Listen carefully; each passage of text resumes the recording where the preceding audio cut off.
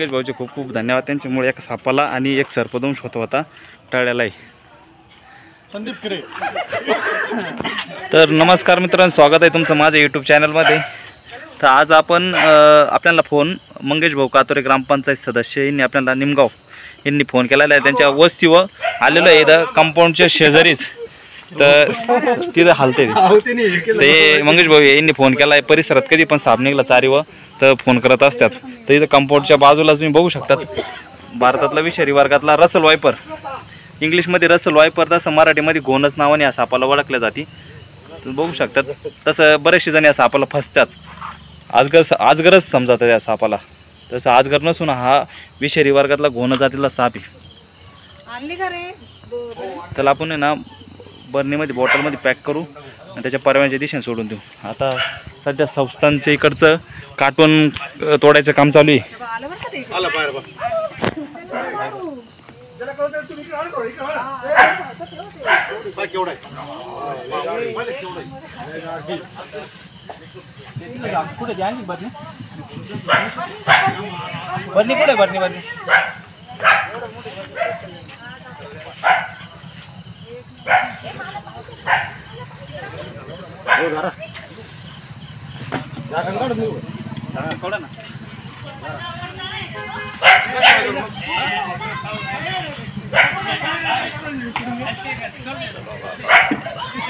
इकडे झाला वापिस।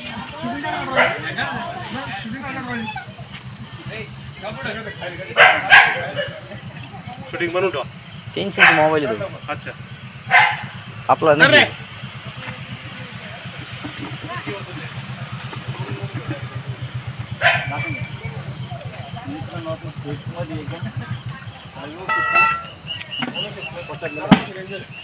Very good.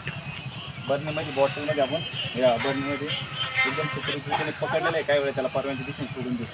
तर प्रत्येकाला आपण काय सांगत असतो, घराचा आजूबाजूचा परिसर कायम स्वच्छ ठेवा, जेणेकरून सर्पदंश होणार नाही किंवा साप आपल्या घराच्या आजूबाजूला येणार नाही।